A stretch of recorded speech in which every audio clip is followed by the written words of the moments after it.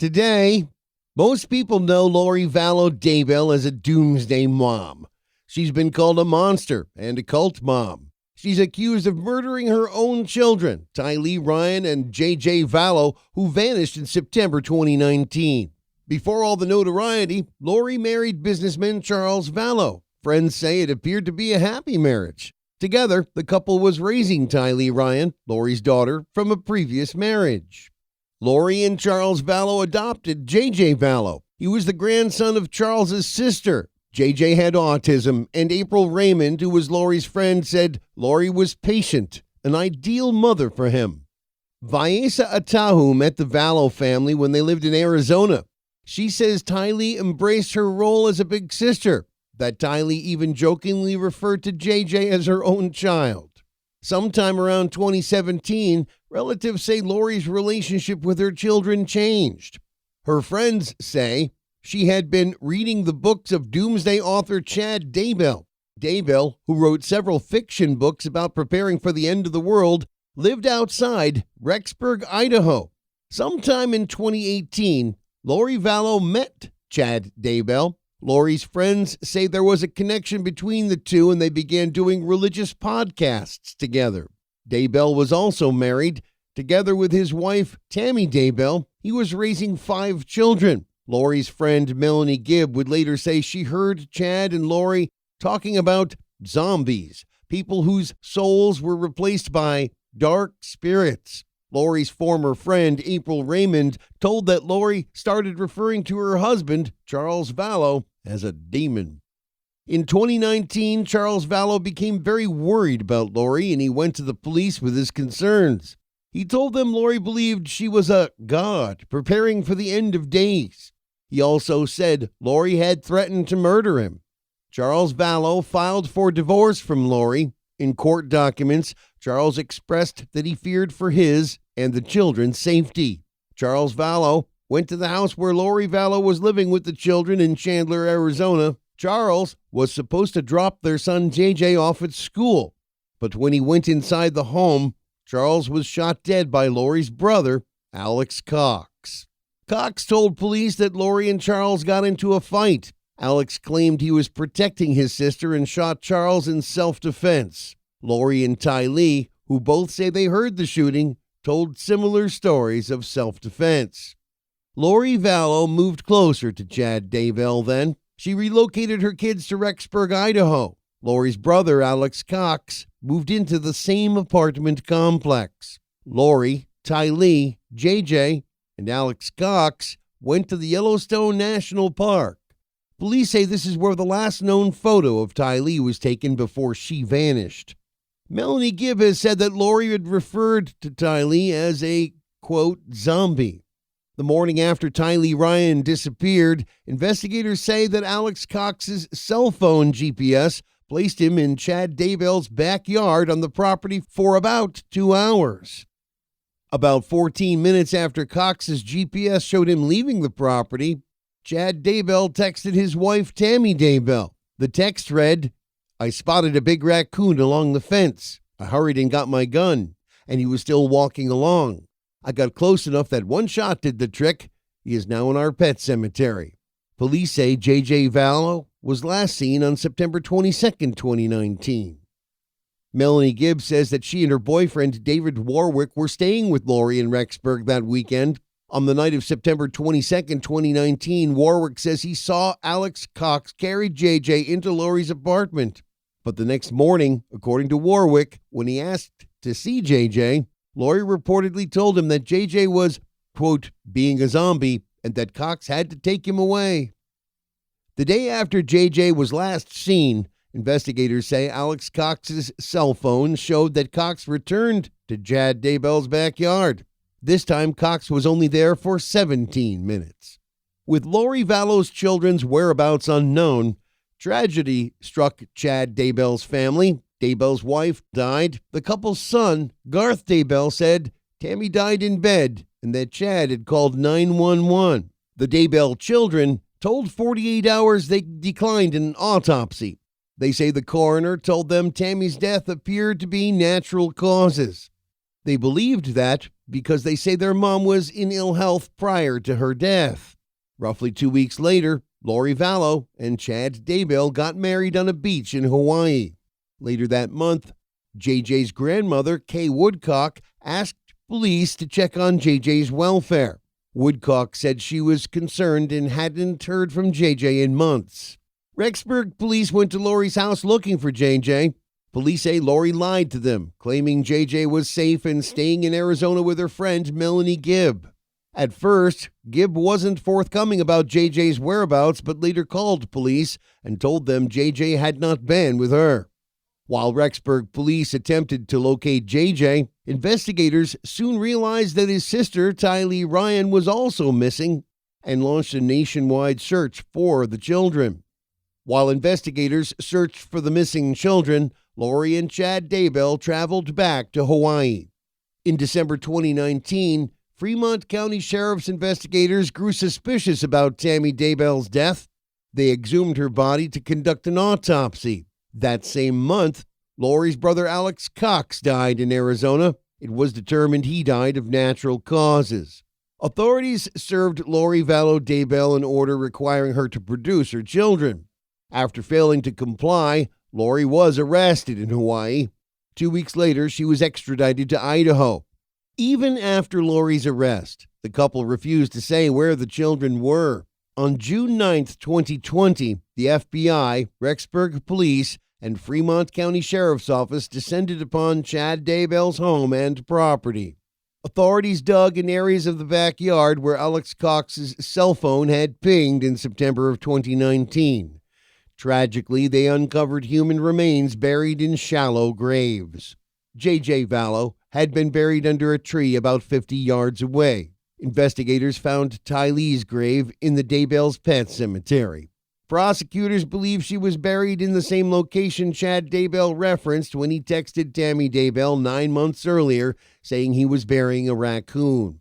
Investigators dug up part of the pet cemetery and found no raccoon, but Daybell's family told 48 Hours there was a second pet cemetery on the property that was not searched.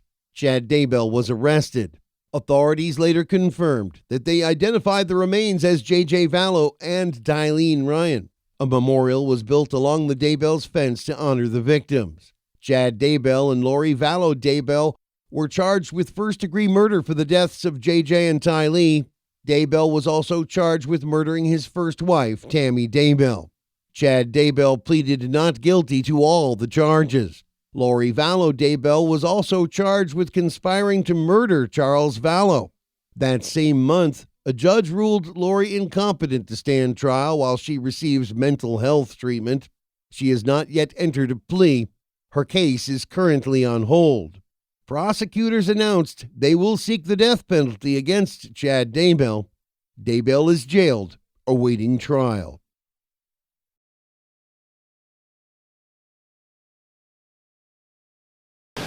Oh, wow. That's awesome. I know, you know what, it was such a struggle because you in the hospital, you go back to school, I try to talk to the teachers, but in high school, they don't care. They're like, you're not here to do the work, or don't. Like, they don't care. Well, so and I think horrible. with high school, it's like, they're just pumping But kids when through. she was in elementary and junior high, all the teachers worked with her. They were nice about it. But by high school, there's so many kids that just don't care. And I was like, just take you're so smart. Let's just take it, see if you pass it. She passed it. Like, And got a really good score? yeah, she passed it with like college ready in every category the first time. Well, and now she can do what she wants, so. Exactly. She's better off that way. Mm-hmm. Okay. I know Lori's your first name, right? Yeah. L-A-U-R-I? L-O-R-I. Okay. And then what's your last name? Vallow. V-A-L-L-O-W. And your date of birth? And your phone number?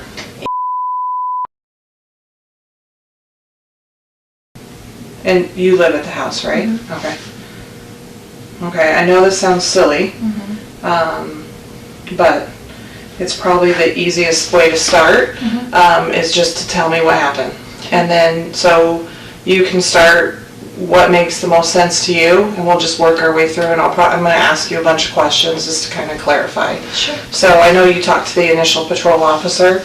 And he just got information. He didn't say Okay. anything. So yeah, if you can just kind of tell me kind of what happened. It sounds like some of this may have started last night or something along those lines. So start where you think it makes the most sense. Okay, so,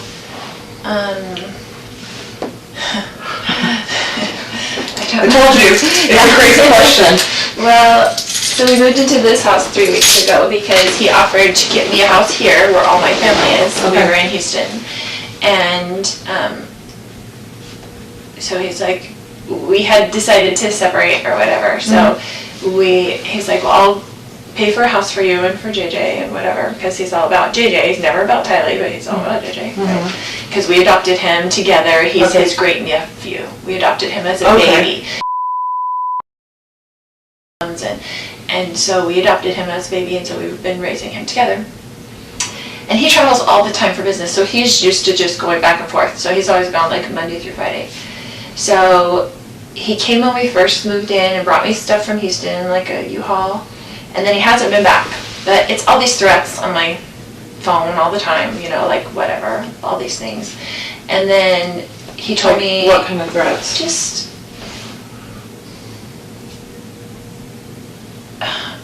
You'd have to read them to see, but he's always mad at me, right? And he doesn't want a divorce, but I don't like him and don't want to deal with him, so that's just how it is. So we married for 14 years, we dealt with it for 14 years, of him being horrible to her. Like, he gets in huge fights with her, a lot of things. But anyway, so he said, I'm coming Wednesday night, all of a sudden. I want to see JJ, and I told him, I said, I will never keep JJ from you. You can come see whatever you want to, come take him to school, whatever, like, I'm not going to do that. So when you initially moved, he had said he was going to buy you a house, so you moved here with your... Yeah, he was going to rent us a house. And so you moved... All my family lives here. So we lived here for a long time. Okay. And then he moved us to Houston. Okay. And we were there with my son. He was out of school. He didn't have any of his, like, services, his DDD, his anything. He, like, ripped him out of school and said, we're moving. Okay. And I didn't go with him at first. And he took him. And I let him take him, and I didn't file anything or whatever. And then he filed something against me and said, I'm only going to get supervised visits because I'm crazy and blah, blah, blah, you know, the story. And so I just didn't talk to him for like 30 days and let him take care of him and let him see what I've been doing for the past 7 years, because men need to do that. You know, I have 5 kids, I have grown kids, I have grandkids. Like, okay, you're going to threaten me that you're not going to let me see my child without supervised visitation? Okay, do it for 30 days and see how long it lasts. You're begging me to come pick him up. Yeah. Which he did. It's just like, come back and whatever. So I moved in with them to Houston for the family, you know, and Tylee went with me. We drove to Houston from here and left all our family and all his support, all my son's support, like his cousins, everything. And we were there, and I enrolled him in school there. I tried to start all his services, and it takes forever. Yeah. You know, it takes so long to get that done.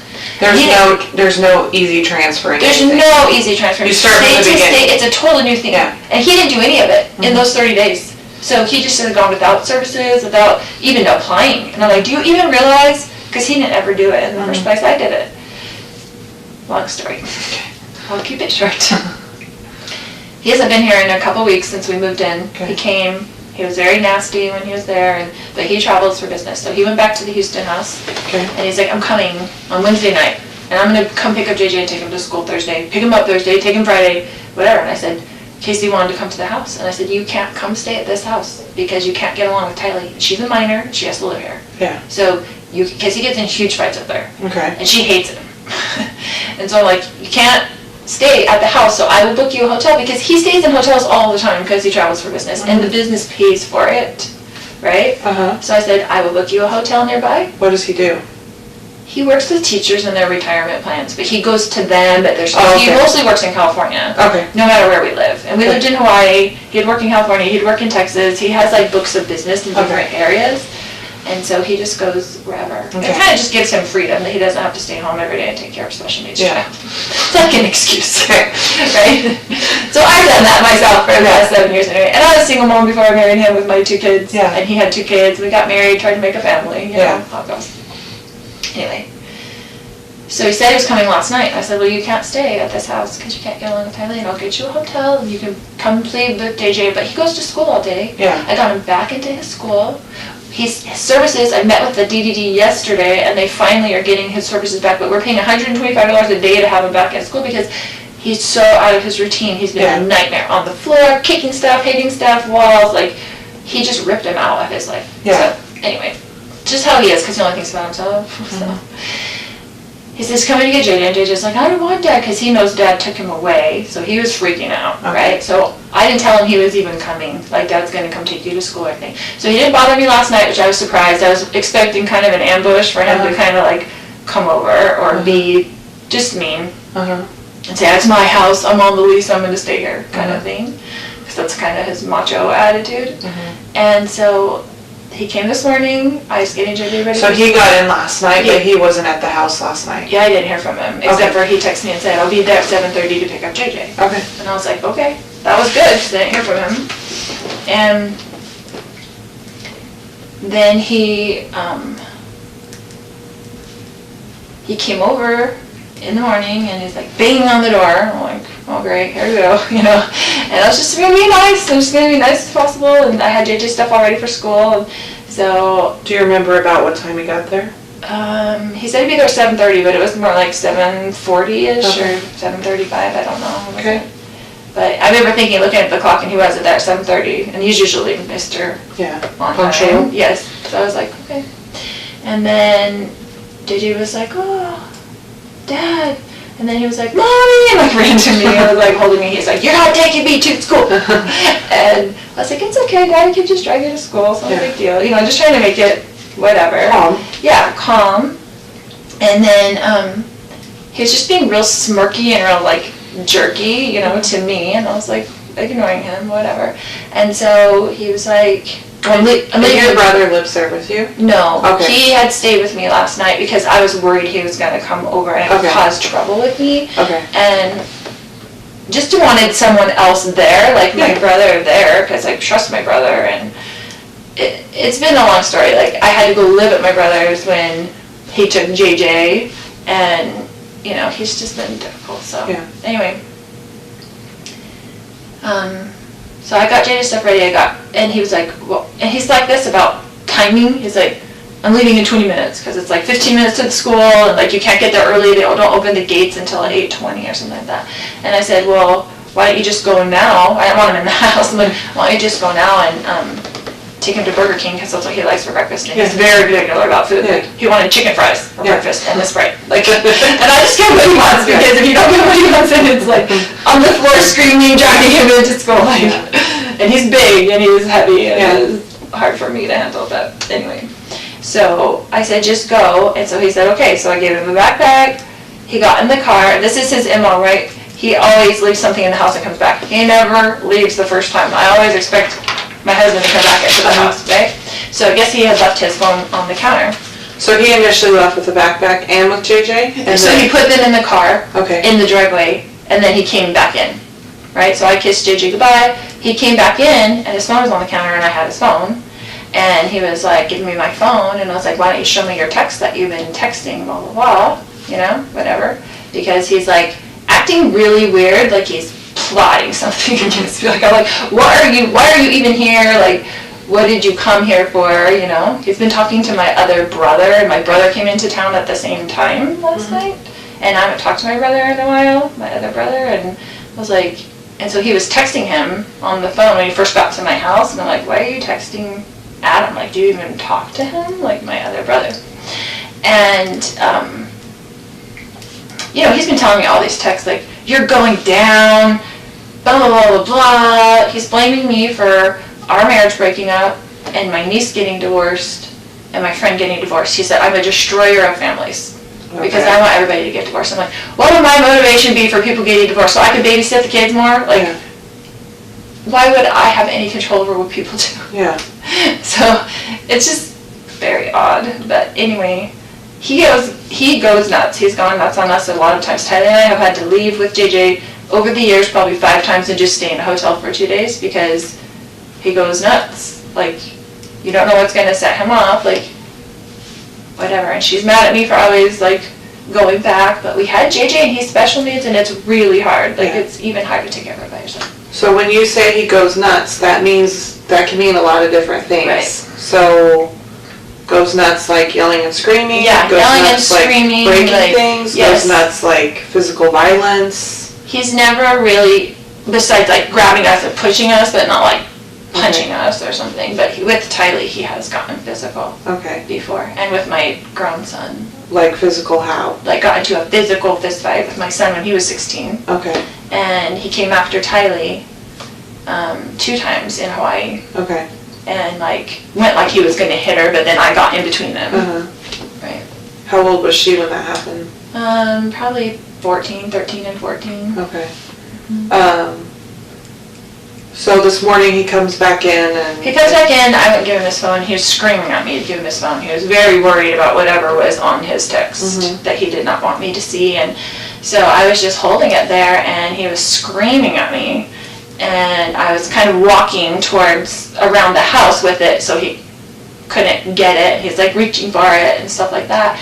And so Tylee came out of her room upset, and she had a bat. And she told him to leave her mother alone, like, right? So she was really, whatever, and he's screaming at her, don't you hit me with that bat, and blah, blah, blah, blah. And then my brother heard all the commotion because he was in there in bed, and so he came out into the main room, and I guess whatever. What's your brother's name? Alex. Alex, okay.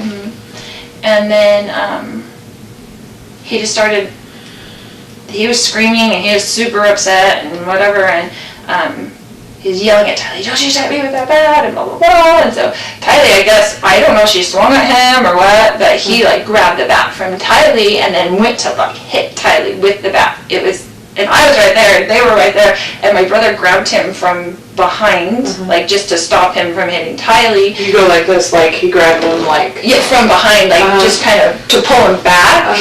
And then they got into the thing, and he's hitting him with the bat, and they're on the ground, like grappling around or whatever.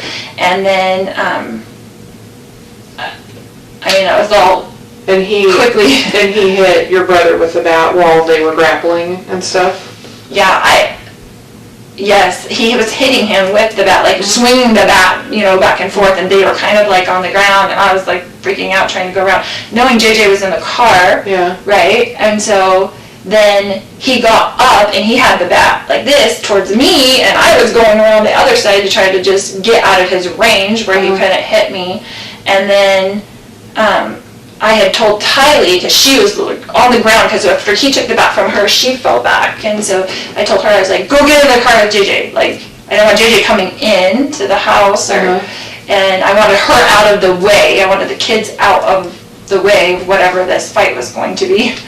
And then, do you remember what your husband or your brother were saying or yelling during all of this?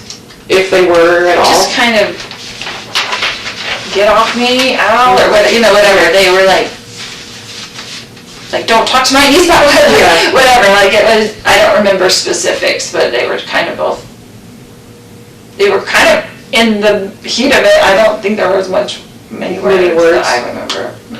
So Tylee goes outside. Yeah, she was outside. And then what happened? Then they got up from that, and my brother had like stepped back, I guess, and then Charles was coming with me at the back, yelling at me to give him his phone still, because I had it in my hand. It was all really quickly. And then when I went around kind of in the circle, then my brother was there. When you said when you were going around and he was coming at you with the bat, how was he holding the bat? Just like that, like backwards, almost in one arm. Like he was swinging it backwards? He would have done like he would have swung it backwards at me, not frontwards. Okay, yeah. He was a professional baseball player. Okay. So it wasn't a good idea for Tyler to get out of that. Probably not the. I mean, he played semi-pro when he was young. But, yeah, and then I was kind of turned around, and we were all right there in that room, except for the kids had been outside by that time, and I heard the gunshot. And so you heard the shot? Did you actually see the shot, or did you just hear it? I had gone around to the kitchen to get away from him, and so back around. So I don't know if you went in the house. I didn't, so I'm a little bit of a disadvantage. Yeah, so I didn't see the shot. I heard it, and then I came back around and I saw that he was on the ground. Okay. And was freaking out. Yeah. And so I was just freaking out, and it just went into mom mode. I'm like, I've got to go to get JJ to school. I've got to get to the kids. I just felt like I got to get to the kids. And so I just went outside and to see if they were in there okay. I didn't want them coming back in the house when all that was going on. And got JJ in the car, and he was trying to come in. And Tylee was like looking at me with like the crazy eyes, like what just happened. And I told her to get in the car and we're going to take JJ to school. And I just left. When you came back in and you saw him on the ground, where was your brother? Did you see him where he was at? Yeah, he was right in front of him. Okay. Like, it all happened very quickly. That Right. was, I mean, I feel like I was there because I was right there, and like a second later. Like, Okay. I just went around the kitchen to get away from him. Did your brother say anything to you at all? Do you remember?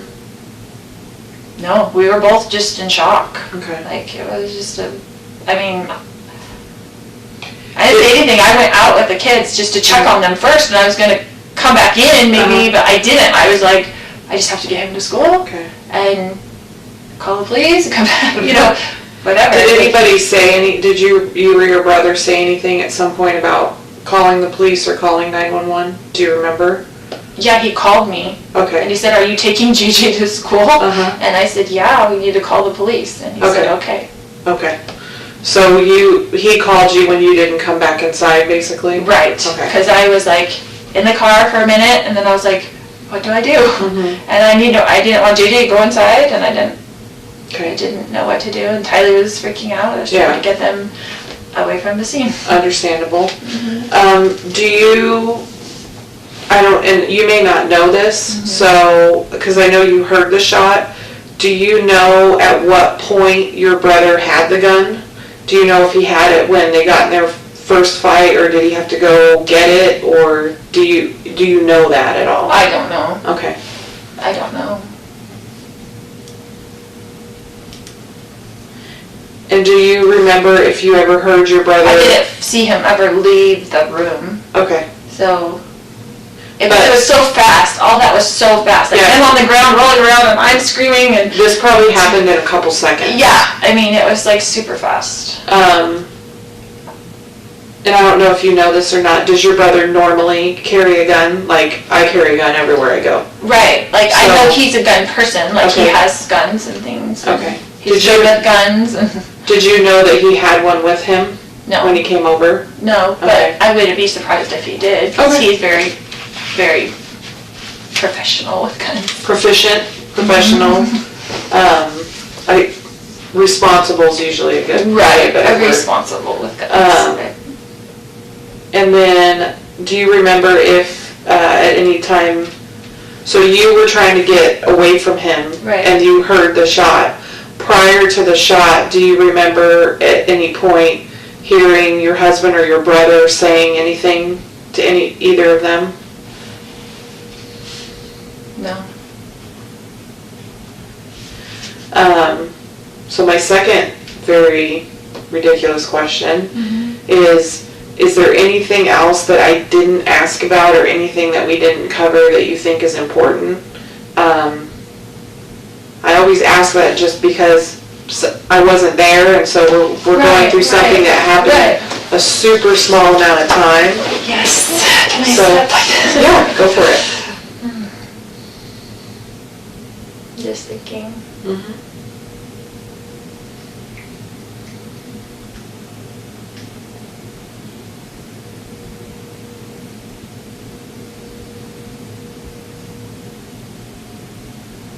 Just that,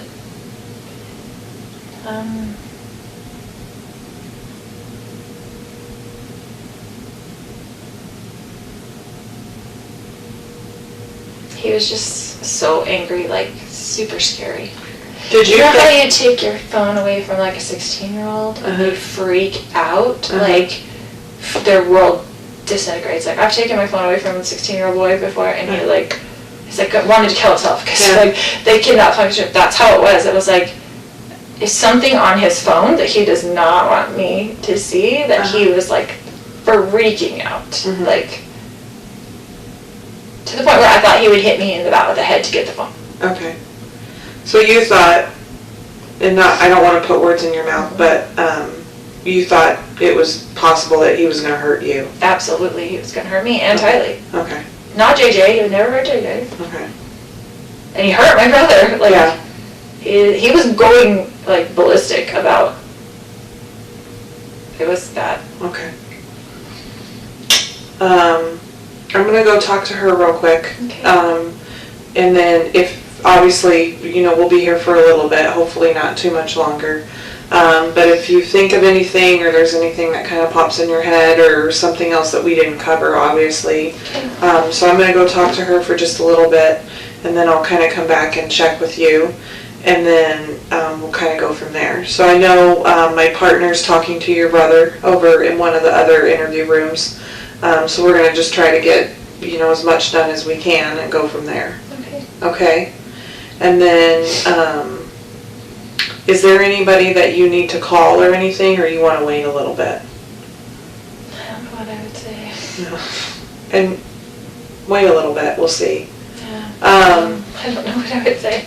And if you want to, you can think about it. So we do have victim services that work within the police department. They're right over here. They're not cops, they're civilians. And they do, Jessica, who's out there with the fire department, so they're kind of our crisis response. They come right away. Mm-hmm. So our victim services that work in the department are kind of more long-term type support systems. So they're just a really good resource because they do a lot of stuff with our families and things like that, and can help with support services and questions you might have. She's been through so much. So it might be a good idea. I just can't stand for her to have to go through all this. Yeah, it might be a good idea maybe before I take you guys back today that I get one of them to come in and maybe sit and talk with you guys and see. And it's not something there's a bunch of stuff they can offer, but it's good to have a contact and like a name and a face and a phone number. That'd be good. That way maybe a couple days from now, a week from now, or if there's something going on or you think you need help with something, it may not be something that's necessarily up like me and my partner's alley, but it very much may be up theirs. So I'd like for you to meet one of them before we leave. That way, hopefully if there's something that they can help you and your daughter with, they can, or even JJ or whatever else. Right. Yeah, exactly. Okay. I hadn't even thought about him. Yeah. So. I mean, he's used to him not being there, but he wouldn't understand even if you told him. Right. Like, that somebody passed away, he doesn't understand what that means. Well, I mean, it's hard at 7 to understand that anyway. That's true, but with him he just doesn't, which is probably better because he doesn't comprehend things, but I don't know, it's a lot to think about. Yeah.